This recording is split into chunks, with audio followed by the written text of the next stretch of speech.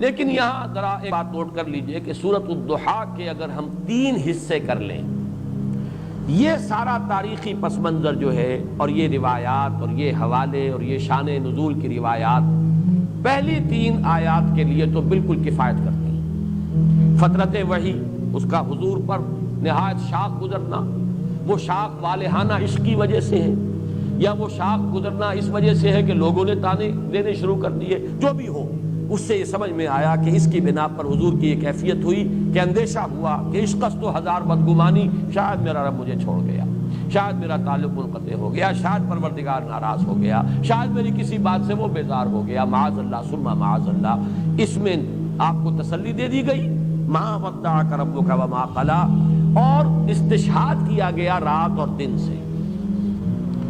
دیکھیے ہمارا سارا نظام جو چل رہا ہے اس میں تضادات ہیں، روشنی بھی ضروری ہے، تاریکی بھی ضروری ہے، بلندی کا اپنا مصرف ہے اور پستی کا اپنا مقام ہے، رات کی اپنی حکمتیں اور مصلحتیں ہیں اور دن کی اپنی حکمت اور مصلحتیں ہیں۔ یہ تضادات جو چلا آ رہا ہے سورۃ الشمس سے لے کر پھر سورۃ اللیل، تضادات، اور ان تضادات میں خاص طور پر رات اور دن یہ تینوں صورتوں میں آ رہا ہے۔ یہاں پر تو رہی گئی صرف 2 چیزیں، والضحیٰ واللیل اذا سجا،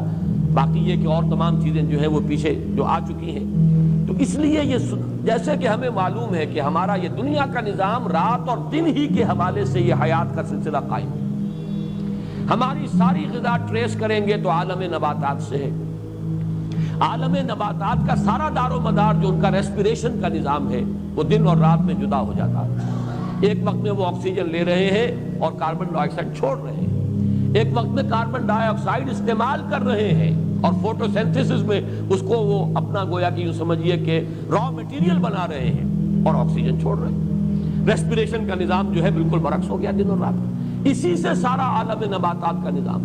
اسی سے ہمارا یہ غذا کا معاملہ، چاہے بکری کا گوشت ہم کھاتے ہیں تو بکری کا گوشت بھی اسی نباتات سے بنا ہے، وہی پتے ہیں اور وہی گھاس ہے کہ جو وہ کھا رہی ہے۔ لہذا پھر اسی طریقے سے انسانی اپنی نفسیات ہے، تکان اسے طاری ہوتی ہے،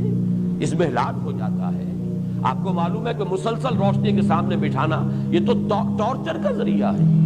جیسے کہ انویسٹیگیشن کے اندر بھی، انٹروگیشن میں بھی ٹارچر ہوتا ہے یہ کہ آپ کو مسلسل جگایا جائے اور روشنی جو ہے تیز وہ آپ کی آنکھوں پر ڈالی جائے، یہ تو ٹارچر ہو جائے گا۔ تو جیسے دن ضروری ہے رات بھی ضروری ہے، جیسے حرکت ضروری ہے ایسے ہی سکون بھی ضروری ہے، جیسے بھاگ دوڑ ضروری ہے ویسے ہی استراحت بھی ضروری ہے۔ اسی طرح نبی جیسے وحی کا آنا ضروری ہے ویسے ہی اس کا ایک وقفہ بھی ضروری ہے۔ آپ اس کا تحمل نہیں کر پائیں گے۔ لو انزلنا هذا القرآن على جبل لرأيته خاشعا متصدعا من خشية الله، اس پورے قرآن کو اگر ہم نے کسی پہاڑ پر اتار دیا ہوتا تو آپ دیکھتے کہ پھٹ جاتا اور وہ بیٹھ جاتا، دب جاتا اللہ کی خشیت سے، من خشیت اللہ۔ لہذا جیسے کہ میں آیت آپ کو سنا چکا سورۃ الفرقان کی، ہم نے تھوڑا تھوڑا کر کے نازل کیا، كَذَلِكَ لِنُثَبِّتَ بِهِ فُؤَادَكَ وَرَتَّلْنَاهُ تَرْتِيلًا، تھوڑا تھوڑا کر کے اتارا ہے تاکہ آپ کا دل اس کو سہار سکے، تحمل کر سکے، اور آپ کے دل کو اس کے ذریعے سے تثبیت حاصل ہو جائے۔ یہ گویا کہ دونوں چیزیں جو ہے یہ ایک دوسرے کے ساتھ ہیں منسلک ہیں۔ تو یہ ہے وَالضُّحَىٰ وَاللَّيْلِ إِذَا سَجَىٰ مَا وَدَّعَكَ رَبُّكَ وَمَا قَلَىٰ۔ لیکن اب جب ہم آتے ہیں اگلی 5 آیات پر، اس میں ایک اضافی کیفیت سامنے آ رہی ہے۔ یہ جو اب تسلی دی جا رہی ہے، وَلَسَوْفَ يُعْطِيكَ رَبُّكَ فَتَرْضَىٰ وَلَلْآخِرَةُ خَيْرٌ لَكَ مِنَ الْأُولَىٰ أَلَمْ يَجِدْكَ يَتِيمًا فَآوَىٰ وَوَجَدَكَ ضَالًّا فَهَدَىٰ وَوَجَدَكَ عَائِلًا فَأَغْنَىٰ۔ اس کے پس منظر میں ایک دوسری کیفیت ہے، نا امیدی کی کیفیت، جیسے کہ میری محنت کا کوئی نتیجہ نہیں نکل رہا، ایک مایوسی اور بددلی کی کیفیت چھا رہی ہے، جیسے کہ پس منظر میں ہے سورہ طٰہٰ کی ابتدائی آیات کے، طٰہٰ ما انزلنا علیک القرآن لتشقیٰ، اس لیے ہم نے قرآن آپ پر نازل نہیں کیا کہ آپ ناکام اور نامراد ہوں، آپ بامراد ہوں گے، کامیاب ہوں گے، کامیابی آپ کے قدم چومے گی۔ یہی پس منظر ہے جو اس آیہ مبارکہ کے پس منظر میں ہے، یہی کیفیت کہ ان الذی فرض علیک القرآن لرادک الی معاد، اے نبی جس نے آپ پر قرآن کی ذمہ داری ڈالی ہے، یہ بوجھ ڈالا ہے، انا سنلقی علیک قولا ثقیلا، تو وہ آپ کو چھوڑنے والا نہیں ہے، وہ تو آپ کو انگلی پکڑ کر لے جائے گا، لوٹائے گا بہت اعلیٰ جگہ پر، لوٹنے کی بہت عمدہ جگہ پر۔ یہ میں اس کی وضاحت کر چکا ہوں۔ اس کا عام مفہوم تو یہ سمجھا گیا ہے کہ مکے میں واپس لے آئے گا۔ ہجرت کے وقت جو حضور پر شاق گزر رہا تھا، خانہ کعبہ سے جو اب دوری ہو رہی تھی، تو اس میں تسلی دی گئی ہے، لیکن دوسرا مفہوم بھی موجود ہے ہمارے متقدمین کے ہاں، مفسرین کے ہاں موجود ہے، اسلاف کے ہاں، کہ اس سے مراد معاد سے یعنی یہ کہ ایک نہایت شاندار اور تابناک انجام ہے کہ جو آپ کا منتظر ہے، اور آپ جو ہے کہ ناکام اور خائب اور خاسر نہیں ہوں گے معاذ اللہ۔ یہ ری ایشورنس جو ہے، اس کی کیفیت بالکل جدا ہے۔ اس میں رات اور دن کا مسئلہ نہیں ہے، رات اور دن کا مسئلہ وہاں تو بات بالکل فٹ بیٹھتا ہے کہ وحی کے نزول میں بھی حکمت ہے، اور وحی کی فطرت جو ہے وہ بھی حکمت پر مبنی ہے۔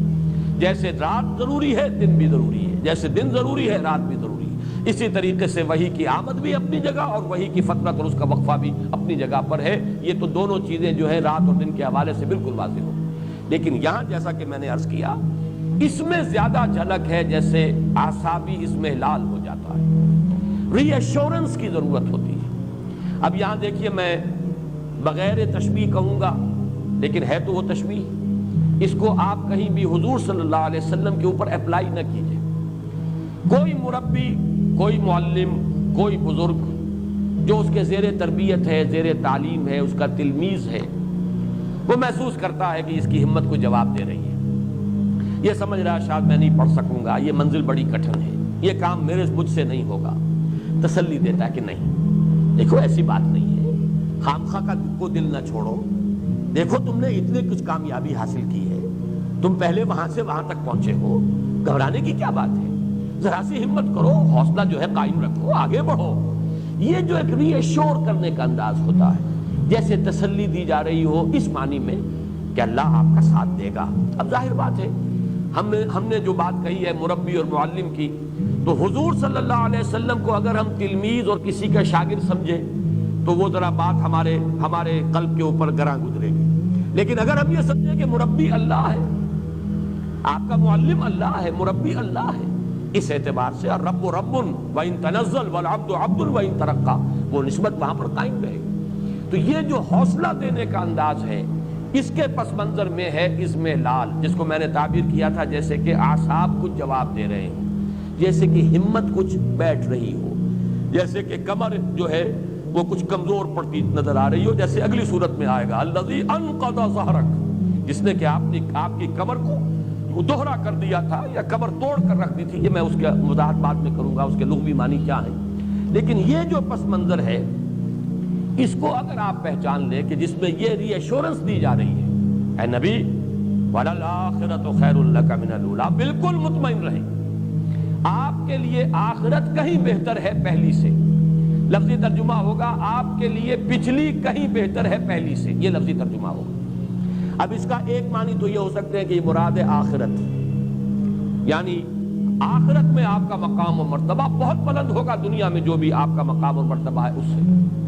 اور اس کے لیے چونکہ سابقہ صورت میں بھی یہ الفاظ آئے ہیں وَإِنَّ لَنَا لَلْآخِرَةَ وَالْأُولَىٰ، ہمارے ہی اختیار میں ہے آخرت بھی اور اولا بھی، پچھلی زندگی بھی، آخرت کی زندگی بھی اور دنیا کی زندگی بھی۔ اس اعتبار سے ان دونوں صورتوں کے اندر ایک لفظی مناسبت بھی پیدا ہوئی ہے۔ ایک مفہوم تو یہ ہے کہ آخرت سے مراد آخرت ہے معروف معنی میں، جسے ہم آخرت سمجھتے ہیں بعد بعد الموت کی زندگی، اخروی زندگی، اور اولا سے مراد ہے دنیا کی زندگی۔ ایک مفہوم یہ لیا گیا ہے اور میرے نزدیک یہی صحیح ہے، ہر آنے والا وقت آپ کے لیے پچھلے وقت سے بہتر ہے، اس دنیا میں بھی آپ کی ترقی درجات ہوتی رہے گی مسلسل، اور آخرت میں بھی آپ کی ترقی درجات کا سلسلہ منقطع نہیں ہوگا، مسلسل جاری رہے گا۔ اس میں مجھے آج بھی یاد آ رہا ہے، مولانا داؤد غزنوی رحمۃ اللہ علیہ نے ایک مرتبہ تقریر کی تھی ساہیوال میں، منٹگمری کہلاتا تھا اس زمانے میں، تو انہوں نے بہت ہی وضاحت کے ساتھ اس مقام کو بیان کیا تھا، اور بڑی پیاری ایک حدیث سنائی تھی، وہ میرے پاس حوالہ نہیں ہے اس وقت، میں صرف ان کو ہی سند کے طور پر پیش کر رہا ہوں۔ حضور نے فرمایا کہ میدان حشر میں لواء الحمد بیدی، اللہ کی حمد کا جھنڈا میرے ہاتھ میں ہوگا۔ یہ حمد جو ہے، آپ کا نام محمد بھی اسی سے ہے، اور احمد بھی اسی سے ہے، اور حامد بھی اسی سے ہے، اور محمود بھی اسی سے ہے، اور یہ جو ہے یہ اس امت کے لیے بھی یہ لفظ آیا ہے، تو اس اعتبار سے لواء الحمد بیدی، اور خاص جملہ یہ ہے اس روز میں اللہ کی جو حمد بیان کروں گا وہ آج نہیں کر سکتا۔ بڑا پیارا جملہ ہے، اس لیے کہ حمد کوئی انسان بیان کرتا ہے اپنے خود معرفت کے مناسبت سے، جتنی گہری اپریسیشن آپ کو کسی شے کی حاصل ہوئی ہے اتنا ہی تو آپ اس کو بیان کر سکیں گے۔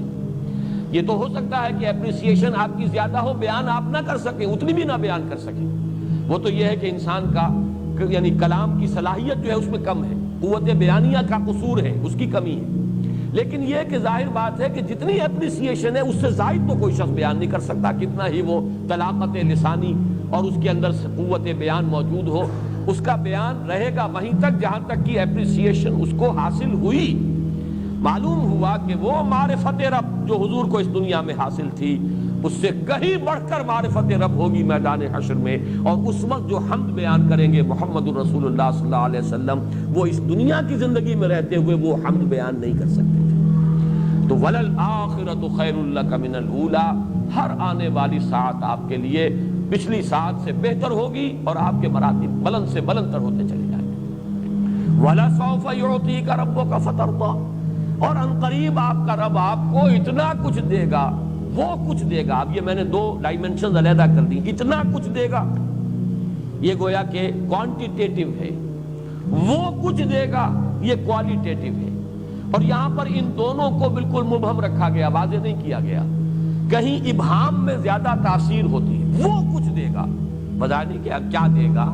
اس کی وضاحت نہیں کی گئی، لیکن اس میں زیادہ جو ہے مبالغہ ہے، زیادہ تاثیر ہے۔ آپ کا رب آپ کو وہ کچھ دے گا اور اتنا کچھ دے گا کہ آپ راضی ہو جائیں گے۔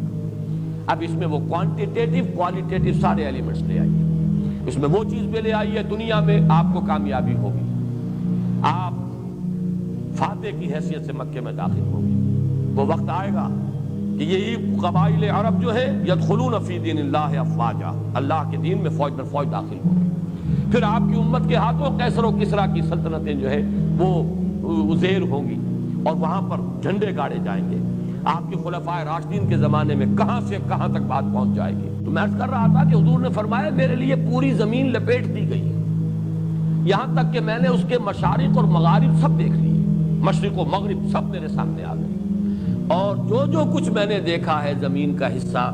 وہاں پر میری امت کی حکومت قائم ہو کر رہی ہے۔ یہ بھی گویا کہ وہ ایک نوید ہے، وَلَسَوْفَ يُعْطِيكَ رَبُّكَ فَتَرْضَىٰ۔ پھر یہ کہ آخرت میں جو مقام ہوگا، خود آپ کو ذاتی طور پر مقام محمود پر فائز کیے جائیں۔ پھر یہ کہ آپ کے لیے شفاعت کبریٰ، جس کی کہ احادیث کے اندر صراحت آئی ہے، تو اے نبی آپ راضی ہو جائیں گے۔ جب میں پہلے بیان کر چکا ہوں کہ وہاں حضرت ابو بکر سے خطاب تھا، تو وَلَسَوْفَ يَرْضَىٰ، یہاں وَلَسَوْفَ يُعْطِيكَ رَبُّكَ فَتَرْضَىٰ۔ اب اس میں تفاصیل کا جتنا بھی ہے رنگ وہ بھر لیجئے، کیا کچھ اللہ نے دیا اور کیا کچھ جو ہے ابھی آخرت میں محمد الرسول اللہ صلی اللہ علیہ وسلم اور آپ کی امت کے لیے کیا کیا مدارج ہیں اور کیا کیا رتبے ہیں جو اللہ نے رکھے ہیں۔ أَلَمْ يَجِدْكَ يَتِيمًا فَآوَىٰ، یہ جب 3 آیتیں آ رہی ہیں، یہ بھی وہ انداز ہے، دیکھو ہم نے تمہارا ساتھ کبھی چھوڑا ہے پہلے؟ غور کرو اپنی سابقہ زندگی پر، جو تمہارا رب تمہیں ان مراحل سے گزار کر لایا، کہ آئندہ تمہارا ساتھ چھوڑ دے گا؟ یہ بھی جیسا کہ میں نے عرض کیا ہے کہ یہاں بھی تھوڑا سا آدمی کی زبان لڑکھڑاتی ہے کہ نبی اکرم صلی اللہ علیہ وسلم کو بھی ان چیزوں کے حوالے سے تذکیر کی ضرورت تھی۔ ہمارا ذہن قبول کرنے سے آپ کے خاص مقام و مرتبے کے اعتبار سے ذرا یہاں رکتا ہے، رکاوٹ محسوس کرتا ہے۔ سامنے کی باتیں ہیں بالکل، لیکن یہ کہ یہ سامنے کی باتیں جیسے کسی طالب علم کو کوئی استاد یاد دلاتا ہے، وہاں تو بات سمجھ میں آتی ہے، لیکن محمد الرسول اللہ صلی اللہ علیہ وسلم کو بھی کیا یہ باتیں اس طور سے یاد دلانے کی ضرورت تھی؟ یہاں آ کر ذرا طبیعت جو ہے رکتی ہے۔ بہرحال اس پر میں عرض کروں گا اس کی توجیہ کیا ہے۔ اس وقت یہ سمجھ لیجئے یہ حضور کی حیات طیبہ کے 3 ادوار ہیں، جن میں اللہ کی رحمت اور شفقت جو ہے حضور پر، اللہ کی عنایت خصوصی حضور پر 3 مختلف صورتوں میں جو ہے وہ شامل حال ہوئی۔ اس کے حوالے سے بلکہ نوٹ کر لیجئے میں نے کبھی سیرت کی تقریر میں عرض کیا تھا کہ حضور کی پوری حیات دنیاوی 6 آیات کے حوالے سے 6 چیپٹرز میں 6 آیات کے زیر عنوان لائی جا سکتی ہے۔ 3 آیات یہ ہے اور 3 آیات سورہ مدثر کی۔ آپ کا پہلا حصہ زندگی کا وہ ہے، یوں سمجھئے کہ 10-12 برس تک کی زندگی۔ پیدائش ہو رہی ہے والد کے انتقال کے بعد، چند سال کے ہیں کہ والدہ کا سایہ سر سے اٹھ گیا، مزید 2 سال گزرے کہ دادا بھی اللہ کے ہاں گئے۔ اس کے بعد البتہ یہ نوٹ کر لیجئے، ہمارے بھی عام جو مورخین ہیں اور سیرت نگار ہیں، انہوں نے ایک بہت بڑا خلا چھوڑ دیا ہے۔ عبد المطلب کے انتقال کے بعد زبیر حضور کے تایا حضور کے اتالیق اور سرپرست رہے ہیں۔ ابو طالب کو زیادہ نمایاں کرنے کے لیے زبیر کا نام جو ہے خارج کر دیا گیا یہ سیرت کی کتابوں سے۔ وہ جو جنگ بھی ہوئی تھی، واحد جنگ ہے حضور کی اس دور میں جس میں کہ حضور شریک ہوئے ہیں، اگرچہ آپ نے باقاعدہ کوئی خوریزی میں حصہ نہیں لیا، لیکن یہ کہ وہ تو ایک قبائلی معاشرہ تھا۔ جب جنگ ہے تو ہر قبیلے کے جو بھی جوان ہیں ان کو جا کے شریک ہونا ہے۔ اس وقت علم جو تھا بنو ہاشم کا علم، وہ زبیر کے ہاتھ میں تھا، ابو طالب کے ہاتھ میں نہیں تھا۔ یہ تو زبیر کے انتقال کے بعد ابو طالب کا مرحلہ آیا ہے کہ پھر وہ جو ہاؤس آف ہاشم تھا، بنو ہاشم، ہاشم کا گھرانہ، اس کی جو سربراہی ہے وہ ابو طالب کے ہاتھ میں آئی ہے ذمہ داری۔ اور پھر یقیناً ہم بھی تسلیم کرتے ہیں کہ انہوں نے ساتھ دیا ہے حضور کا اور تعاون کیا ہے، لیکن یہ ہے کہ یہ 4 مرحلے آپ ذہن میں رکھیے۔ بلکہ ایک اعتبار سے نوٹ کر لیجئے، ابو طالب کو حضور نے سپورٹ کیا ہے معاشی طور پر۔ ابو طالب کا کوئی معاشی احسان محمد کی گردن پر نہیں، اور یہ میں کسی تعصب کی وجہ سے ہرگز نہیں کہہ رہا۔ جب میں ابو طالب کا وہ احسان مانتا ہوں اور ڈنکے کے چوٹ اعلان کرتا ہوں کہ 10 برس تک پروٹیکشن دنیا میں اگر حاصل تھی حضور کو تو وہ ابو طالب کی وجہ سے تھی، ورنہ آخرت میں تو ظاہر بات ہے اصل جو ہے پروٹیکشن وہ تو اللہ کی ہے، لیکن وہ تو ہے انویزیبل ورلڈ، وہ تو ہے غیبی ایک عالم۔ دنیا میں عالم اسباب میں پروٹیکشن جو حضور کو حاصل رہی ہے آغاز وحی کے بعد سے لے کر سن 10 تک، جب تک کہ ابو طالب کا انتقال نہیں ہو گیا، تو آپ کو جو بھی حفاظت حاصل رہی ہے وہ ابو طالب کی، کوئی شک نہیں۔ اور اس کی بنا پر ہم میں سے ہر شخص کی گردن پر اور کندھے پر احسان کا ایک بار گراں ہے ابو طالب کا۔ لیکن یہ کہ ایک درمیان میں نوٹ کر لیجئے، جہاں تک معاشی کفالت کا تعلق ہے، حضور پر یہ احسان ابو طالب کا نہیں ہے، بلکہ ابو طالب پر احسان ہے حضور کا۔ آپ نے محنت کی، مزدوری کی، مشقت کی، آپ کماتے تھے اور ابو طالب کے گھرانے کو سپورٹ کرتے تھے، اس لیے کہ ابو طالب مفلس تھے، قلاش تھے، دنیاوی حیثیت ان کی نہیں تھی، مالدار نہیں تھے، عیالدار تھے، اولاد بہت تھی۔ حضور نے بھیڑیں بکریاں چرائی ہیں اور کمایا ہے، اور حضور نے محنت کی ہے اور پالا ہے اور معاشی اعتبار سے سپورٹ کیا ابو طالب کے گھرانے۔ پھر جب آپ کی شادی ہو گئی حضرت خدیجہ سے تو حضرت علی کو اپنے پاس اسی لیے رکھا ہے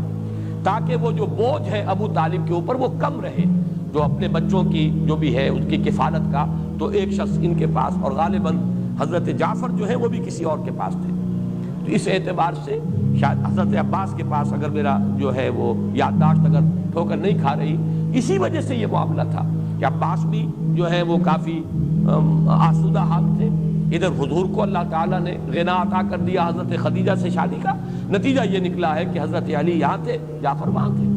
اس لیے کہ ابو طالب سپورٹ نہیں کر پاتے تھے۔ بہرحال پہلا مرحلہ جو ہے حضور کی حیات طیبہ کا، سیرت مطہرہ کا، الم یجد کا یتیما فآوا۔ اے محمد ذرا دیکھو تو صحیح، پیچھے مڑ کر نگاہ تو ڈالو، تو دنیا میں آئے تو تمہارے والد کا سر سے سایہ اٹھ چکا تھا، چند برس کے 6 برس کے تھے کہ دادا کی محبت سے بھی محروم ہو گئے، مزید 2 برس کے بعد ماں کی محبت اور شفقت بھی ختم ہوئی۔ پھر ہم نے کس کس طریقے سے آپ کے لیے بندوبست کیا، کہاں کہاں سے فآوا پناہ دی ہے، کہاں کہاں سے پروٹیکشن ملی ہے، کیسی کیسی محبتیں آپ کو ملی ہیں، دادا کی محبت، والدہ کی محبت، پھر زبیر کی محبت۔ زبیر کے علم تلے محمد الرسول اللہ اس جنگ میں شریک تھے، اگرچہ باقاعدہ خوریزی میں آپ نے حصہ نہیں لیا، لیکن تھے، جھنڈا ان کے ہاتھ میں تھا۔ تو پہلا دور تو یہ ہے محمد الرسول اللہ صلی اللہ علیہ وسلم کی حیات دنیاوی کا، جس کے لیے عنوان ہے الم یجد کا یتیما فآوا۔ یہاں تھوڑا سا ان آیات کی ترتیب میں آگے پیچھے ہے، اور غالباً یہ آہنگ کا جو بھی قرآن مجید کے اندر جو ایک آہنگ ہے، صوتی آہنگ، یہ ڈیوائن میوزک جو ہے اس کا تقاضا ہے۔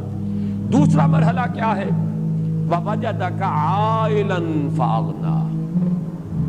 پایا آپ کو تنگ دست تو غنی کر دیا۔ اب اس کے دونوں پہلو ذہن میں رکھیے، ایک غنائے ظاہری جو حضرت خدیجہ رضی اللہ تعالی عنہا سے آپ کے نکاح کے ذریعے سے آپ کو دنیا میں غنا کی شکل حاصل ہو گئی۔ اب یہ کہ دولت ہے، سرمایہ ہے، وفادار بیوی ہے، جان چھڑکنے والی بیوی ہے، اپنی ساری دولت جو ہے آپ کے قدموں میں لا ڈالی ہے۔ وہ واقعات میں نے آپ کو سنائے ہیں، امام راضی نے کوٹ کیا ہے۔ ایک موقع پر حضور کہیں باہر گئے، ابھی وحی کا آغاز نہیں ہوا تھا وہ دور،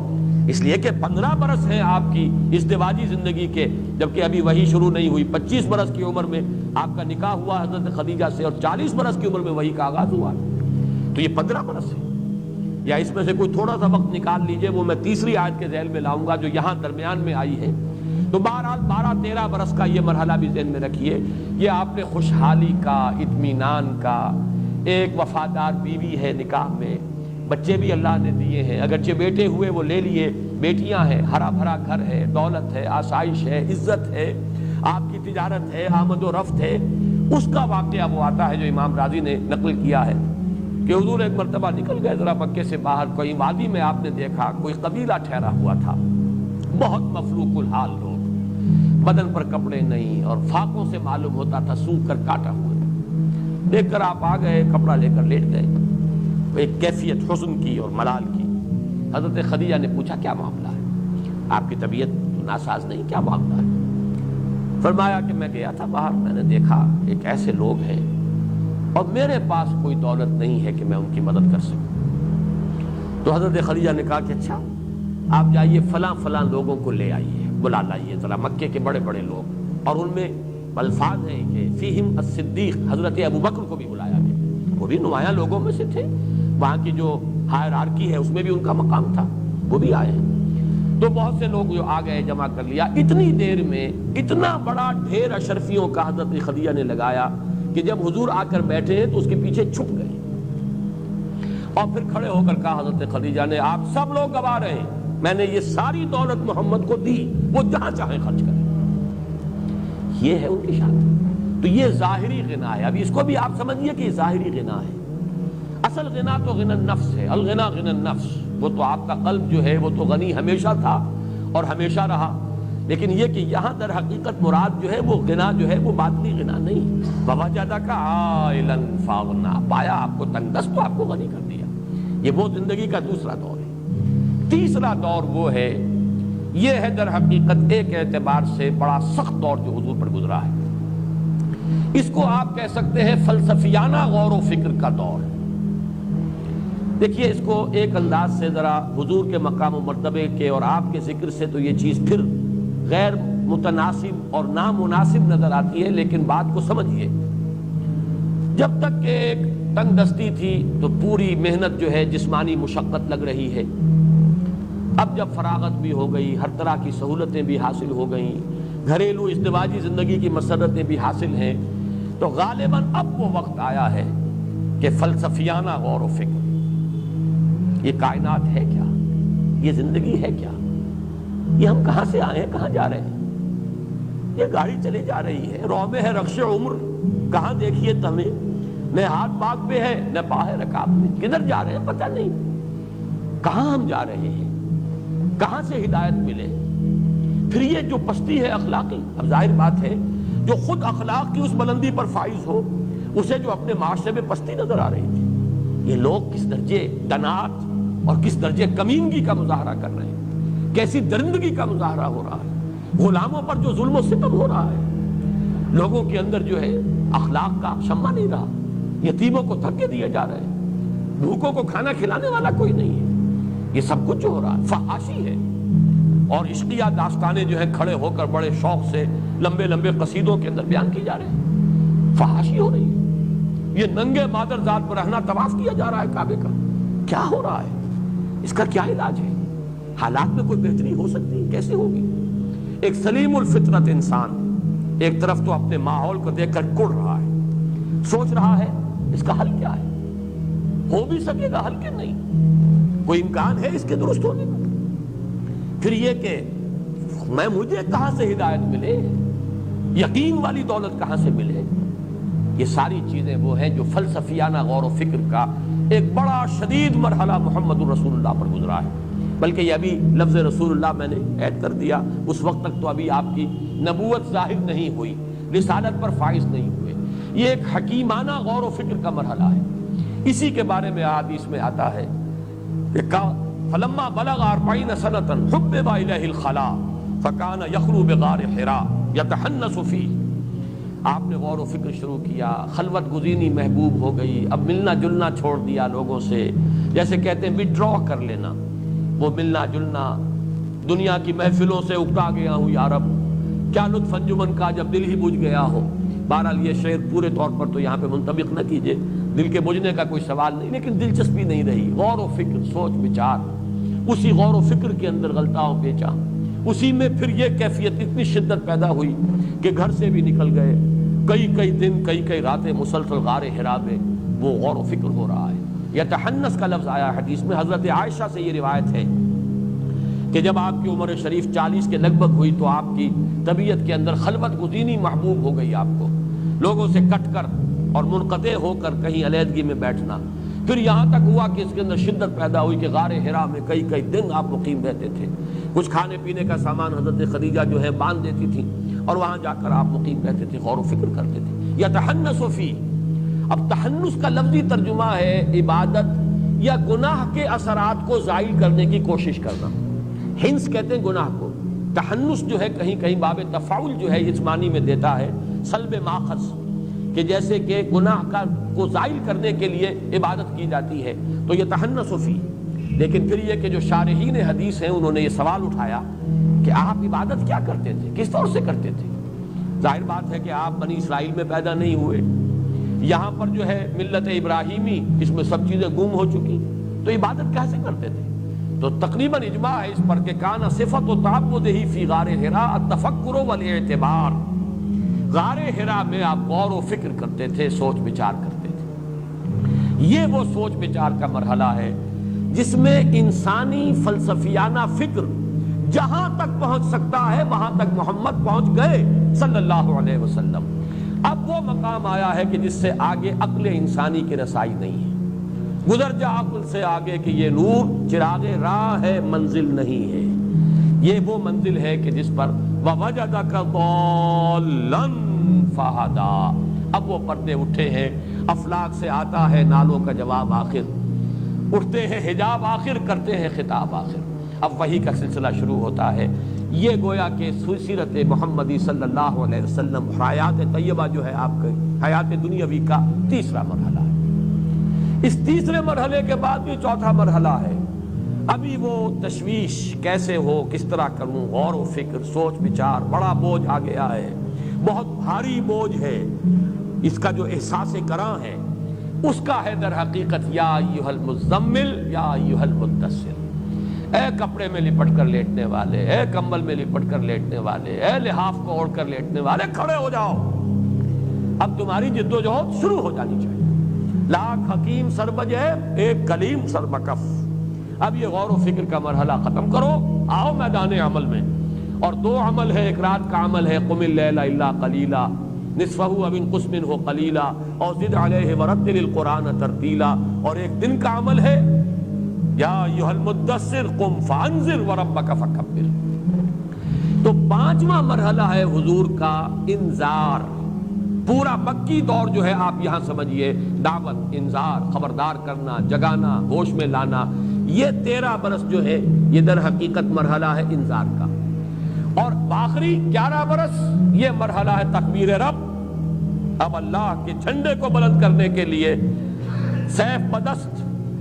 آپ محمد الرسول اللہ صلی اللہ علیہ وسلم جہاد و قتال کے میدان میں 6 آیات کے حوالے سے حیات دنیاوی محمد الرسول اللہ صلی اللہ علیہ وسلم کی علم یجد کا یتیمن فآوا، پہلے 10 11 12 برس، ووجدک عائلا فاغنا، یہ وہ درمیانی حصہ،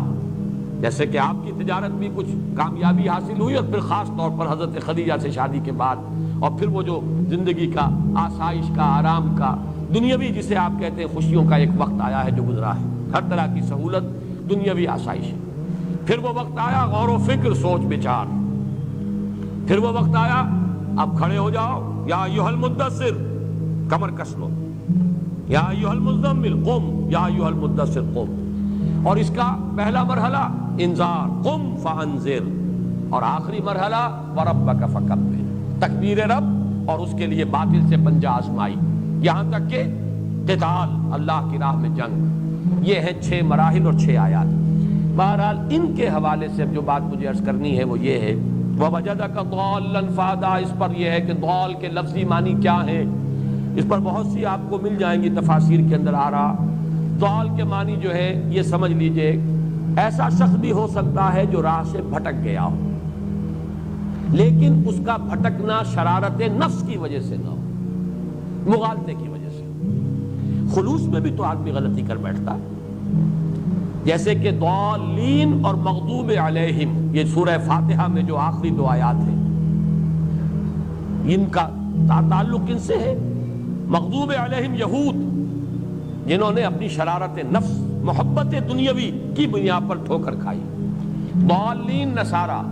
جنہوں نے محبت میں غلو کیا حضرت عیسیٰ علیہ السلام کے، اور رہبانیت میں غلو کیا، ترک دنیا میں غلو کیا. ظاہر بات ہے یہ دونوں چیزیں بدنیتی پر نہیں ہیں، چاہے وہ عقیدت اور محبت کا غلو ہے وہ بدنیتی نہیں ہے، اگر رہبانیت کا راستہ اختیار کیا وہ بھی بدنیتی نہیں ہے. نیک نیتی کے ساتھ راستے سے بھٹک جانا یہ بھی لفظ ضال کا مصداق ہے.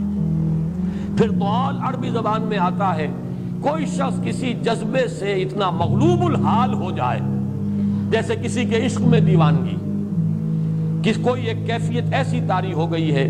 جو صوفیہ کی اصطلاح ہے مجذوب، متحیر، فلسفیوں کی اصطلاح ہے متحیر، حیران، اس لیے کہ اس کائنات کا عقدہ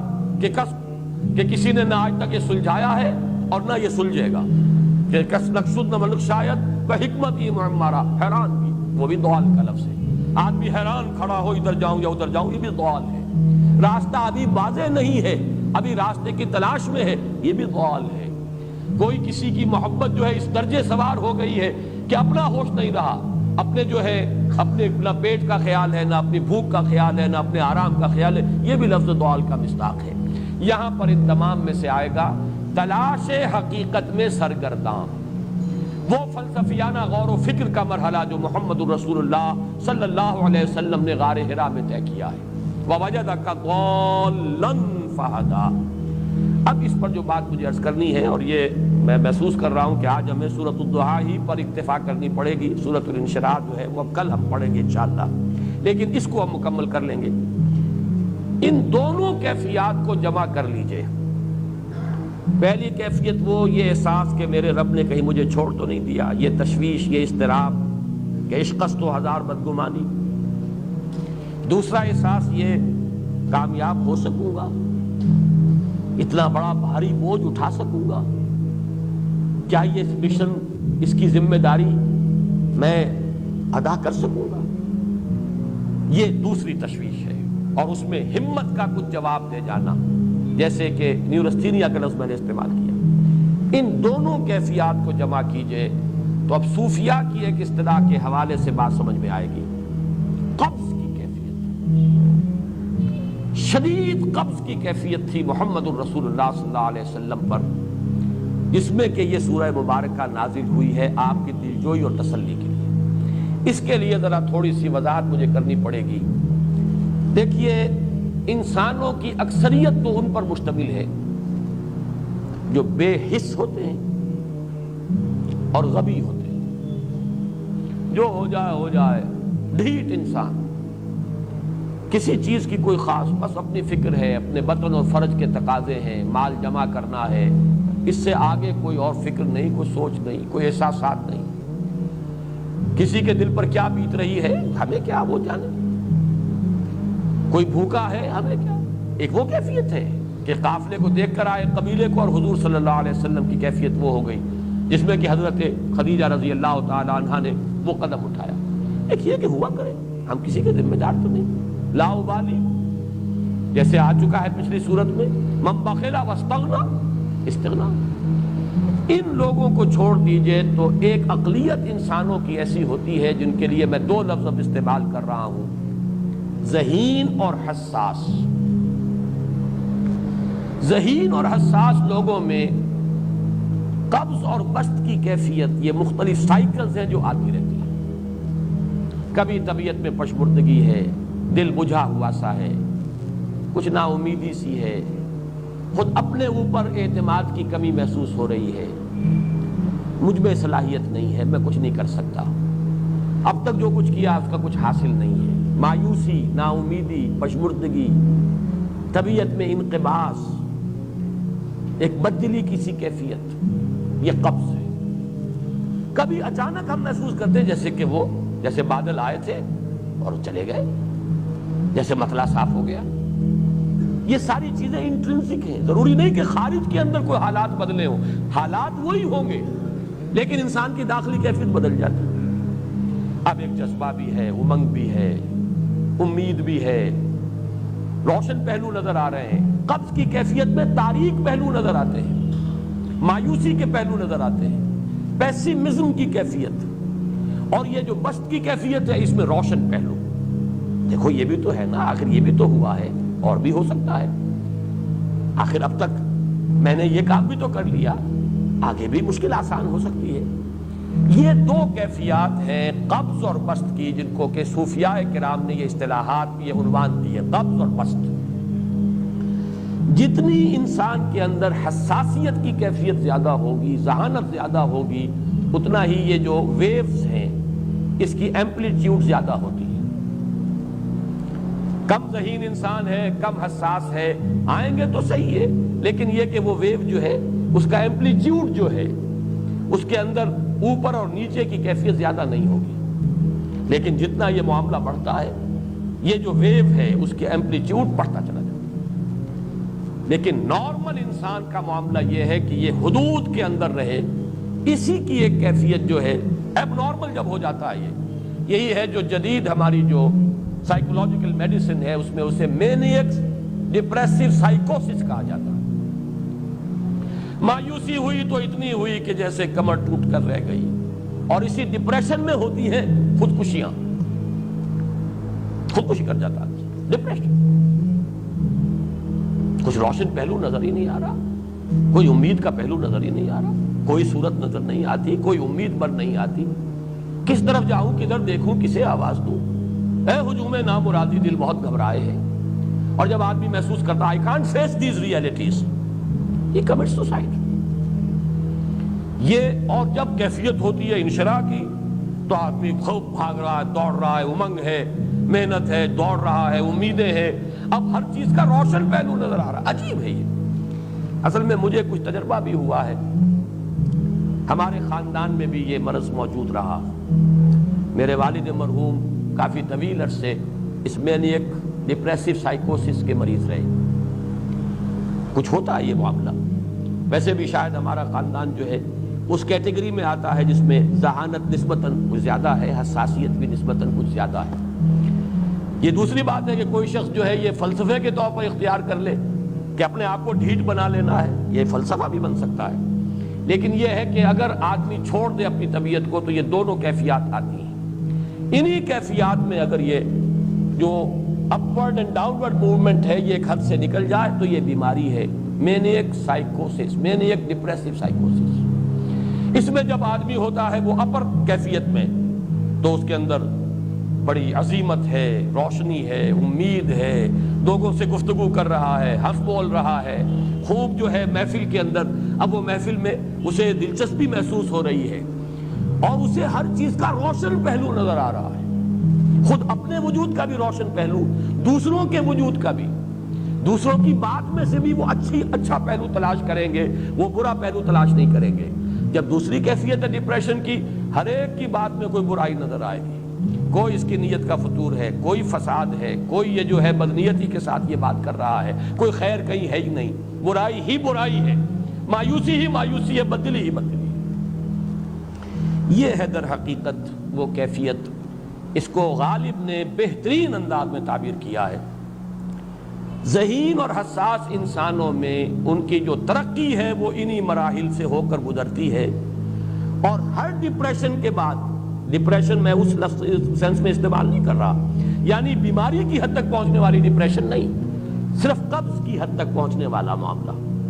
ہر قبض کے بعد جب بست آتا ہے تو آگے ترقی ہوتی ہے، جس کو آپ کہتے ہیں بائی لیپس اینڈ باؤنڈس،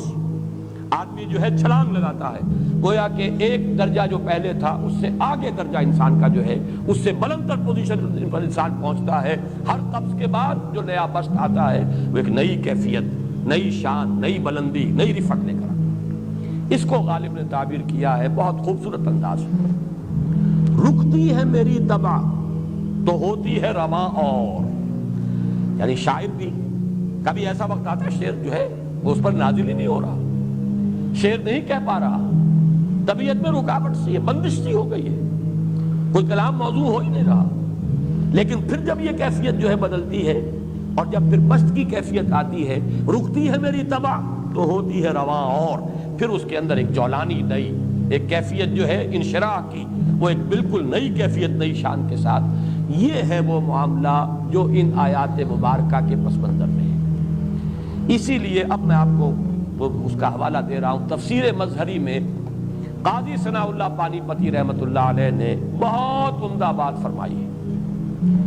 کہ حالت قبض اگر کسی شخص پر طاری ہو تو اس حال میں اکسیر کا درجہ رکھتی ہے یہ سورہ مبارکہ، اس لیے کہ یہ نازل ہوئی ہے محمد الرسول اللہ صلی اللہ علیہ وسلم پر اسی حالت قبض میں۔ وَالضُّحَىٰ وَاللَّيْلِ إِذَا سَجَىٰ مَا وَدَّعَكَ رَبُّكَ وَمَا قَلَىٰ وَلَلْآخِرَةُ خَيْرٌ لَكَ مِنَ الْأُولَىٰ وَلَسَوْفَ يُعْطِيكَ رَبُّكَ فَتَرْضَىٰ أَلَمْ يَجِدْكَ يَتِيمًا فَآوَىٰ وَوَجَدَكَ ضَالًّا فَهَدَىٰ وَوَجَدَكَ عَائِلًا فَأَغْنَىٰ۔ یہ تمام آیات اب معلوم ہوگا کہ جیسے موتی پروئے ہوئے، ایک لفظ قبض، اب اس میں جو بھی واقعاتی اور جو میں نے آپ کو روایاتی جو بھی پس منظر بیان کیا وہ بھی فٹ بیٹھ رہا ہے، وہ خودکشی کا معاملہ بھی آ گیا، اس میں فٹ بیٹھ رہا ہے کہ بخاری شریف میں روایت موجود ہے کہ حضور فرماتے ہیں کہ میری طبیعت پر اس درجے اضطراب تھا، اتنی کیفیت جو ہے میری تشویش کی تھی کہ میرے دل میں بار بار خیال آتا تھا کہ پہاڑ پر چڑھ کر اپنے آپ کو نیچے گرا دوں۔ یہ سارے معاملات اب آپ کو محسوس ہوگا جیسے تمام کڑیاں جو ہے وہ جڑ گئی ہیں، جیسے رات کو اب آپ اٹھ نہیں پا رہے، اس میں لال ہے، اعصابی جو ہے اعصاب اس درجے متاثر ہو چکے ہیں۔ صرف یہ ایک احساسات کی کیفیت نہیں ہے، آپ کی قوت فعلی جو ہے، قوت عملی، وہ بھی اس درجے متاثر ہو چکی ہے کہ کئی راتیں گزر گئی اور آپ رات کو نہیں اٹھ سکے، جس پر کہ ام جمیل کو یہ کہنے کا موقع مل گیا کہ معلوم ہوتا محمد تمہارا شیطان تمہیں چھوڑ گیا۔ اب یہ جملہ اپنی جگہ پر اس کی کاٹ ہے یقیناً، اس سے یضیق صدرک بما یقولون، لیکن وہ کیفیت جس کی وجہ سے یہ جملہ آیا ہے اس پر نگاہ دوڑائیے، اس پر نگاہ کو مرکوز کریں گے تو معلوم ہوگا ایک لفظ قبض، یہ قبض کی ایک کیفیت تھی، اس قبضی کی کیفیت کا ایک مظہر یہ ہے چونکہ یہ بھی تو در حقیقت قلب مبارک جو ہے محمد الرسول اللہ صلی اللہ علیہ وسلم کا، اسی پر تو وحی کا نزول ہوتا تھا، یہ بھی وہی داخلی احساسات و کیفیات کا معاملہ ہے، یہی بھی در حقیقت یہ واردات قلبیہ ہی کا سارا معاملہ ہے، اس کو آپ خارج سے تعبیر نہیں کر سکتے، نہ بھی کوئی ایسے مصائب تھے، نہ ایسی کوئی مشکلات تھیں، نہ ابھی کوئی رد و قضا ایسی شروع ہوئی، نہ ابھی کوئی بحث و نزاع کا معاملہ ایسا ہوا، نہ کوئی ابھی کوئی فزیکل پرسیکیوشن شروع ہوئی، یہ سب داخلی ہی کیفیات ہیں، اور ان داخلی کیفیات کے حوالے سے ان سورہ مبارکہ کو اگر صحیح سمجھا ہے تو صوفیہ نے سمجھا۔ وہ جو اقبال کا شعر ہے کہ کچھ جو سمجھا میرے شکوے کو تو رضواں سمجھا، مجھ کو جنت سے نکالا ہوا انسان سمجھا، اور کون سمجھے گا؟ وہ تو سمجھے گا کہ دکھے ہوئے وہ دل کی صدا ہے، وہ کیا ہے جو اقبال کی اس ایک نظم ہے پرندے کی فریاد، گانا اسے سمجھ کر خوش ہونا سننے والے، یہ تو در حقیقت ایک دکھے ہوئے دل کی صدا، فریاد یہ صدا ہے۔ تو یہ کیفیت جو ہے رضوان سمجھ سکا ہے جو کہ داروغہ جنت ہے، اس نے سمجھا یہ وہی آدم جو نکالا گیا تھا یہاں سے، یہ اس کی فریاد ہے۔ کچھ جو سمجھا میرے شکوے کو تو رضواں سمجھا، مجھ کو جنت سے نکالا ہوا انسان سمجھا۔ تو واقعہ یہ ہے کہ اس سورہ مبارکہ کا صحیح فہم اگر حاصل ہوا ہے، وہ امام راضی کو حاصل ہو ہی نہیں سکتا، وہ عقل اور منطق کی گتھیاں سلجھانے والے آدمی ہیں، اپنی جگہ ان کی کنٹریبیوشن بہت، یہ لغت اور ادب کا کوئی خاص مسئلہ اس میں ہے ہی نہیں کہ زمخشری اس میں کوئی جولانی دکھائیں اپنی، اس میں کوئی ایسا اشکال ہے ہی نہیں، نحوی اشکال ہی نہیں، لیکن یہ واردات قلبیہ کا معاملہ ہے، احساسات باطنی کا معاملہ ہے، یہ نفسیات انسانی کا معاملہ ہے، اور اس کو وہی سمجھ سکتے ہیں کہ جو ماہرین علم نفس ہیں، اور وہ ہیں صوفیاء کرام ہمارے ہاں، جن کا وہ ذوق ہے، باطنی کیفیات و احساسات جن کا موضوع ہے کہ یہ در حقیقت حالت قبض کی کیفیت ہے۔ اور اسی کے حوالے سے آج جو میں آخری بات عرض کر رہا ہوں وہ یہ ہے کہ میں نے آج، آپ نے نوٹ کیا ہوگا، شروع میں معمول کے خلاف ایک اضافی دعا بھی مانگی تھی۔ واقعہ یہ ہے کہ آج سے پہلے میں اس دعا کی اصل عظمت کو اتنا نہیں سمجھ پایا تھا جتنا آج سمجھا ہوں۔ یہ جو عظیم دعا ہے جس میں اتنی لجاجت، اتنی ہیوملٹی حضور نے اختیار کی ہے جس سے آگا کے سوال نہیں ہے۔ اللہم انی عبدک وابن عبدک وابن امتک، اے اللہ میں خود تیرا بندہ ہوں، میرا باپ بھی تیرا ادنا غلام، میری ماں تیری ادنا کنیز، فی قبضتک، میرا پورا وجود تیرے قبضہ قدرت میں ہے، تیرے ہی اختیار میں ہے، فی قبضتک ماضٍ فی حکمک، میرے پورے وجود میں تیرا ہی حکم جاری و ساری ہے، عدل فی قضاؤک، اور جو فیصلہ بھی تو میرے بارے میں کرے، جو بھی کرے وہ عدل ہے، انصاف ہے، کہ ہر چساقی ما ریخت عین الطاف، ماضٍ فی حکمک عدل فی قضاؤک، ناصیتی بیدک، میری پیشانی تیرے ہاتھ میں ہے، جدھر چاہے موڑ دے۔ یہ جو اپنی نفی ہے، نفی اس اعتبار سے بھی اپنی انانیت کی نفی، انی عبدک وابن عبدک وابن امتک، پھر اپنے وجود کی نفی، اپنی مرضی کی نفی، اپنے اختیار کی نفی، فی قبضتک ماضٍ فی حکمک ناصیتی بیدک عدل فی قضاؤک۔ پھر دیکھیے واسطہ وہ دیا ہے جس سے اونچا واسطہ ممکن نہیں، اسألوک بکل اسم ہو لک، قرآن مجید میں آیا نا، فدوہ بہا وللہ الاسماء الحسنی فدوہ بہا، اچھے نام اللہ کے ہیں، اس کو پکارا کرو ان ناموں کے حوالے سے۔ اب نام کہاں سے جمع کریں سارے؟ ایک میں، اسألوک بکل اسم ہو لک، جو بھی تیرے نام ہیں، سمیت بہ نفسک، جن سے تو نے خود اپنے آپ کو موسوم کیا، او علمتہ احدا من خلقک، یا تو نے اپنی مخلوق میں سے کسی کو وہ نام سکھایا، او انزلتہ فی کتابک، یا وہ نام تو نے اپنی کسی کتاب میں نازل کیا، اب استاثرت بہ فی مکنون الغیب عندک، یا اس کو تو نے خود اپنے خزانہ غیب میں محفوظ رکھا ہوا ہے۔ تیرے وہ نام بھی ہیں جو تو نے کسی کو ابھی سکھائے ہی نہیں، تو نے اپنی کتاب میں کسی میں نازل ہی نہیں کیے، وہ تو تیرے خاص خزانے کے اندر وہ ابھی در مکنون ہے، وہ ابھی تیرے پاس موجود ہے۔ یہ اس سے بڑا اب واسطہ کیا ہوگا؟ مانگا کیا ہے؟ ذرا غور کیجئے، ان تجعل القرآن ربیع قلبی ونور صدری وجلاء حزنی وذہاب ہمی وغمی۔ استدعا میں یہ کر رہا ہوں، پروردگار اس قرآن کو میرے دل کی بہار بنا دے، میرے دل کا نور بنا دے، نور صدری، ان تجعل القرآن ربیع قلبی، میرے دل کی بہار، ونور صدری، میرے سینے کا نور، وجلاء حزنی، یہ حزن جو جس سے کہ محمد دو چار ہے صلی اللہ علیہ وسلم، یہ وہ کیفیت جو ہے قبض کی، اس کو دور کرنے کا ذریعہ بنا دے اس قرآن کو، جلاء حزنی وذہاب ہمی وغمی، اور میرے ہموم، میرے تفکرات، میرے غموں کو دور کرنے کا ذریعہ بنا دے۔ یہ عظیم دعا آج سورۃ الضحیٰ پر غور و فکر کرتے ہوئے، ویسے تو میں تقریباً 30 برس سے اس دعا کا مبلغ ہوں، اس لیے کہ جب میں نے یہاں کام شروع کیا تھا لاہور میں،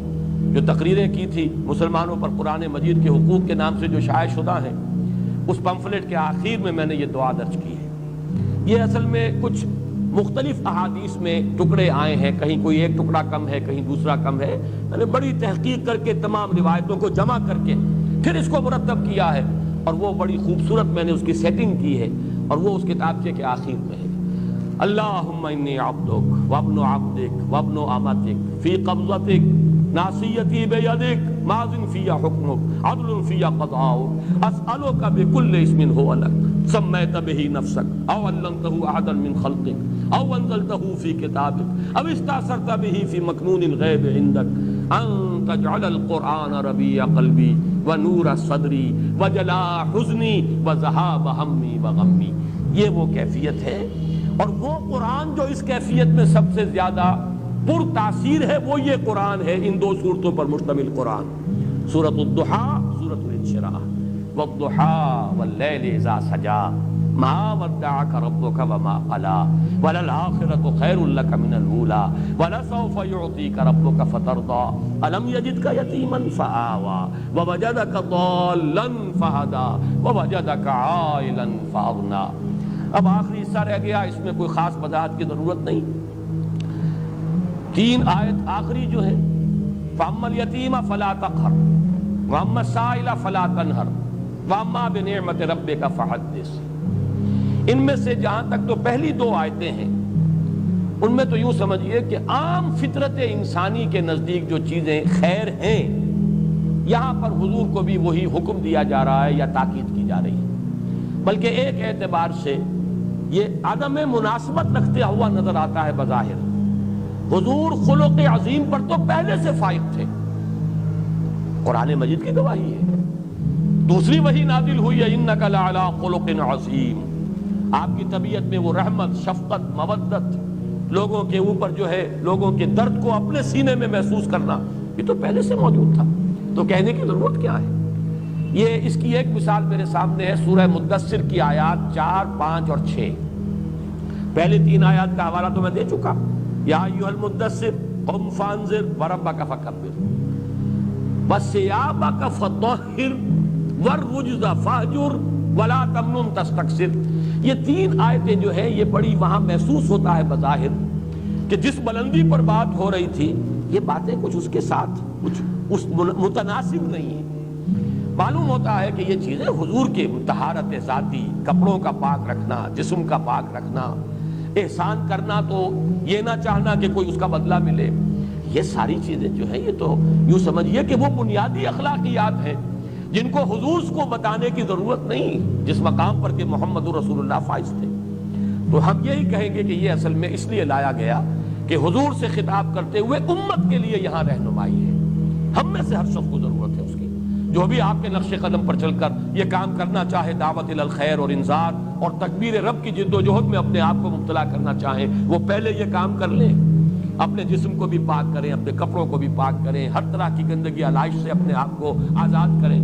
اور یہ کہ احسان دھرنا اور کوئی کام کسی کے لیے خیر کا کرنا، کوئی اور اس سے اس کا کوئی بدلہ لینے کے لیے ان تمام پستیوں سے اپنے آپ کو بلند کریں گے تو وہ کام کر سکیں۔ وہی معاملہ میں یہاں سمجھتا ہوں، اما الیتیم فلا تقہر، یتیم پر قہر کہتے ہیں غالب آ جانا، چھا جانا، ڈومینیٹ کر جانا، قہار کہتے ہیں اس کو جو چھایا ہوا ہو، غالب۔ یتیم کے اوپر اس طرح کا تعلق اس کے ساتھ یا ایسا سلوک کہ وہ اپنے آپ کو دباؤ میں محسوس کرے، یہ ہے در حقیقت جس سے روکا جا رہا ہے۔ اب اس میں وہ احادیث اور یتیموں کے ساتھ حسن سلوک کی ترغیب، اور حضور نے جو فرمایا انا وکافل الیتیم کہاتین یوم القیامہ، یہ آپ کو مختلف تفاسیر کے اندر یہ چیزیں مل جائیں گی، اس وقت تو ہمیں صرف رب کو سمجھنا ہے۔ اما الیتیم فلا تقہر نسبت کس سے ہے؟ الم یجدک یتیما فآوی، آپ کو ہم نے پایا، دیکھا یتیم، پیدا ہوئے دنیا میں یتیم، در یتیم، ہم نے ٹھکانہ دیا کہ نہیں؟ اب اس کا حق ادا ہوگا اسی طریقے سے کہ ہر یتیم کے سر پر آپ کا اسی طرح شفقت کا ہاتھ رکھا رہے، اس کے لیے اس خیر ہو، بھلائی ہو، اس پر قہر نہ ہو، جبر نہ ہو، معاذ اللہ اس کا کوئی امکان حضور سے نہیں تھا۔ وَأَمَّا الْيَتِيمَ فَلَا تَقْهَرْ وَأَمَّا السَّائِلَ فَلَا تَنْهَرْ، آپ کو پایا تنگ دست ہم نے غنی کیا۔ تو یہاں پہ اگرچہ سائل کے مفہوم کو لوگوں نے بیان کیا ہے، زیادہ واضح کیا ہے، اس کو ایکسٹینڈ کیا ہے۔ ایک سائل ہے مانگنے والا، روٹی مانگنے والا، پیسہ مانگنے والا، مدد چاہنے والا، یقیناً وہ بھی سائل ہے اور اسے بھی جھڑکنے کی اجازت نہیں ہے۔ اما السائل فلا تنہر، جھڑکو نہیں، معذرت کرنی ہے تو بڑی نرمی کے ساتھ معذرت کرو۔ قول معروف ومغفرۃ خیر من صدقۃ یتبعها اذی، بھلی بات کہو اور معاف کر دو یا خود اس سے معذرت کر لو، یہ کہیں بہتر ہے اس سے کہ کسی کو کوئی خیرات بھی دو اور پھر کوئی جملہ بھی ایسا کہہ دو جس سے اس کی عزت نفس جو ہے وہ کچھ دی جائے اور اس کو تکلیف پہنچے، اذیت ہو۔ تو یہ سیرت یہ ہے کہ سائل کو جھڑکو نہیں، اما السائل فلا تنہر۔ البتہ اس میں علماء نے اور مفسرین نے مزید جو شامل کیا ہے، سوال علمی بھی ہوتا ہے، ہدایت کا طالب بن کر بھی کوئی آتا ہے عبس وتولى ان جاءه الاعمى وما يدريك لعله يزكى او يذكر فتنفعه الذکریٰ، اس سے بھی روک دیا گیا۔ کوئی بھی طالب خیر بن کر آیا ہے، کوئی بھی اگر مرشد ہے، اس کے پاس کوئی رشد و ہدایت کی نیت سے آیا ہے، اس سے اپنے آپ کو وابستہ کر رہا ہے۔ کوئی متعلم ہے جو کسی معلم اور استاد اور عالم کے ساتھ جو ہے اس کے سامنے زانو تلمس طے کر رہا ہے۔ کوئی مستفتی ہے کسی عالم سے یا مفتی سے فتویٰ طلب کر رہا ہے۔ کوئی الجھن ہے کسی کی علمی اور وہ اس کا حل چاہتا ہے، مسائل فلا تنہر۔ البتہ آخری آیت جو ہے وہ حضور صلی اللہ علیہ وسلم کی شخصیت مبارکہ کے اعتبار سے بالکل ہم وزن اور بالکل متوازن ہے۔ وَأَمَّا بِنِعْمَةِ رَبِّكَ فَحَدِّثْ، اور جو نعمت ہے آپ پر ہوئی ہے جو آپ کے رب کی طرف سے، اس کا خوب چرچا کرو، اسے خوب بیان کرو۔ حدث، بیان کرو، عام کرو، پھیلاؤ، چرچا کرو۔ اب اس کے جو معنی لیے گئے ہیں، سب سے پہلا اس کا مفہوم ہے نعمت کا اعتراف اور اظہار۔ اللہ کی کوئی نعمت آپ پر ہوئی ہے، آپ اس کا اعتراف بھی کیجئے اور اظہار و اعلان بھی کیجئے، لوگوں کے سامنے بھی بیان کیجئے۔ یہ بھی شکر کی سب سے پہلی منزل ہے، بہت بنیادی منزل ہے۔ اس کی بالکل برعکس کیفیت یہ ہے کہ کسی شخص کو اللہ نے آسودگی دی ہے لیکن پھٹے کپڑے پہنے پھر رہا ہے، نعمت کو ظاہر نہیں کر رہا۔ اگر کسی کی تنگی ہے، اس کے کپڑے پھٹے ہوئے ہوں یا اس کے اوپر اگر لگے ہوئے ہوں پیوند، کوئی حرج نہیں، لیکن یہ کہ ہو کشادگی اور آسودگی اور پھر انسان یہ حلیہ بنائے، یہ گویا کہ یہ اس نعمت کا انکار ہے، اس کو چھپا رہے ہیں آپ۔ تو اعتراف و اظہار نعمت اور اس پر اللہ کا شکر ادا کرنا۔ دوسرا مرحلہ ہے نعمت کی حق کی ادائیگی، جس کام کے لیے وہ دی گئی ہے نعمت اس کو اس کے لیے استعمال کیا جائے، جس کو کہ امام راغب اصفہانی نے یہ شکر بالجوارح سے تعبیر کیا ہے، اس کا حق ادا کرو اس نعمت کا۔ لیکن سب سے اہم حصہ جو ہے جو حضور پر نعمت خصوصی ہوئی ہے صلی اللہ علیہ وسلم، وہ نعمت ہدایت۔ سب سے بڑی نعمت ہے ہی نعمت ہدایت، بلکہ میں آگے بڑھ کر جملہ کہہ رہا ہوں، نعمت ایک ہی ہے اور وہ ہدایت ہے، اور کوئی نعمت نہیں ہے۔ ہر نعمت دوسری جو ہے وہ تابع ہے۔ اگر نعمت ہدایت ہے تو صحت بھی نعمت، اولاد بھی نعمت، مال بھی نعمت، فرصت بھی نعمت۔ اغتنموا خمسا قبل خمس، 5 چیزوں کو 5 چیزوں سے پہلے غنیمت سمجھو، اپنی زندگی کو موت سے پہلے غنیمت سمجھو، یہ بھی نعمت ہے۔ فرصت کو مصروفیت سے پہلے غنیمت سمجھو، فراغت فرصت۔ اسی طریقے سے صحت کو بیماری سے پہلے غنیمت سمجھو، جوانی کو بڑھاپے سے پہلے غنیمت سمجھو، تنگ دستی سے پہلے اگر اللہ نے فراخی دی ہے غنیمت سمجھو۔ 5 ہی نعمتیں ہوئی، عمر ہے، صحت ہے اور دولت ہے، فرصت ہے، یہ تمام چیزیں نعمتیں ہیں۔ لیکن نعمت ہونا ان کا منحصر ہے اگر نعمت ہدایت بھی موجود ہے، یعنی جس کو آپ کہتے ہیں نا وہ چیز کہ جو جس سے مس کر جائے گی وہ سونا بن جائے گا، اور اگر وہ شے جو ہے وہ مس نہیں کر رہی تو لوہے کا لوہا ہے۔ ان میں سے کوئی شے نعمت نہیں ہے جب تک نعمت ہدایت نہ ہو۔ اگر آپ کو صحت ہے اور ہدایت بھی ہے، آپ اس صحت کو خیر کے لیے استعمال کریں گے، دولت ہے، ہدایت ہے، خیر کے لیے، بھلائی کے لیے، اللہ کے دین کے لیے، لوگوں کی مدد کے لیے استعمال کریں گے۔ اور اگر صحت ہے، ہدایت نہیں ہے تو بدماشیوں میں جا کر اپنی جو ہے قوت جو ہے صرف کریں گے، وہ فرصت جو ہے کسی اور برے کام میں لگائیں گے۔ اگر ہدایت نہیں ہے تو وہ تو زحمت ہو گئی، وہ رحمت نہیں زحمت ہے، نعمت نہیں بلکہ وہ عذاب کا ذریعہ بن گیا۔ تو ہدایت ہی در حقیقت واحد نعمت ہے جو فی نفس ہی نعمت ہے، باقی ساری نعمتیں اس کے ساتھ مشروط ہو کر نعمت بنتی ہیں۔ اللہ نے ہدایت دی ہے، اے نبی اب عام کرو، چرچا کرو، پھیلاؤ، اس کی تبلیغ کرو، حکمت بانٹو۔ الحکمت ضالۃ المؤمن هو احق بها حیث وجدها، عام کرو اس علم کو، پھیلاؤ۔ یعلمہم الکتاب والحکمہ، قرآن کی اس دعوت کو عام کرو۔ یہی آپ کا جو ہے سب سے بڑا اللہ کا احسان جو آپ پر ہوا، سب سے بڑھ کر یہ، اور یہی ہے در حقیقت اس کا حق کہ آپ اسے عام کریں اور بیان کریں۔ اس میں بعض صوفیاء نے ایک بات کہی ہے، اور وہ یہ ہے کہ بعض ہمارے اکابر جو ہیں خاص طور پر تصوف کے میدان کے، ان سے کچھ منقول ہیں ایسی باتیں کہ عام آدمی سمجھتا ہے کہ وہ بڑا تکبر اور عجب کا اظہار انہوں نے کیا۔ مثلا یہ کہ شیخ احمد سرہندی رحمۃ اللہ علیہ اپنے بعض ایسے مقامات کا تذکرہ کرتے ہیں کہ عام آدمی سمجھتا ہے کہ انہیں بیان نہیں کرنا چاہیے تھا، اللہ نے اگر یہ رتبہ دیا بھی تھا تو اس کو بیان کرنے کی ضرورت نہیں تھی، نہ کرتے تو اچھا تھا۔ اس میں تعلی اور تکبر اور کچھ عجب کی بو آتی ہے کچھ لوگوں کو۔ اسی طرح سے کچھ اسی قسم کے دعوے جو ہے شاہ ولی اللہ دہلوی کے بھی ہیں رحمۃ اللہ علیہ، بعض حضرات کو ان سے بھی انقباض ہوتا ہے، لیکن یہ کہ قاضی ثناء اللہ پانی پتی رحمۃ اللہ علیہ نے ان کی طرف سے دفاع کیا ہے، اور وہ دفاع یہ ہے کہ یہ بھی در حقیقت اس حکم کے تابع ہے۔ اللہ نے اگر وہ مقام دیا تھا، اس کا اظہار و اعتراف ان کے ذمہ تھا، اگر وہ اسے بیان نہ کرتے، اور ظاہر بات ہے کہ وہ اپنے تزکیہ نفس کے اس مقام تک پہنچ چکے ہوتے ہیں یہ حضرات کہ اب ان کے لیے عجب اور تعلی والی بات نہیں ہوتی، ان تمام رذائل نفس سے تو وہ اپنے نفس کو پاک کر چکے ہوتے ہیں۔ قد افلح من زکاہا، اب ظاہر بات ہے کہ اگر احمد سرہندی اس مقام پر نہیں ہے تو اور کون ہوگا، اور شاہ ولی اللہ اس مقام پر اگر نہیں ہے تو اور کون ہوگا۔ اسی اعتبار سے حضور کہتا ہے انا سید ولد آدم ولا فخر، میں تمام آدم کی اولاد کا سردار ہوں لیکن اس میں کوئی فخر نہیں ہے۔ بہت سی باتیں آپ نے بیان کی ہیں، مجھے اللہ نے یہ مقام عطا فرمایا ولا فخر، مجھے اللہ نے یہ رتبہ دیا ولا فخر، میں یہ فخر کی وجہ سے نہیں کہہ رہا بلکہ اظہار نعمت کر رہا ہوں، اللہ نے مجھے یہ مقام عطا کیا ہے تو اسے بیان کر رہا ہوں۔ تو جس طرح حضور نے اپنی وہ کیفیات یا اپنے ان مقامات بلند کو ظاہر فرمایا ہے، تو گویا کہ اسی وَأَمَّا بِنِعْمَةِ رَبِّكَ فَحَدِّثْ کی تعمیل میں ہمارے ان بزرگوں نے بھی اپنے کچھ مقامات جو ان کا تذکرہ کر دیا ہے، اس پر کوئی انقباض محسوس نہیں کرنا چاہیے۔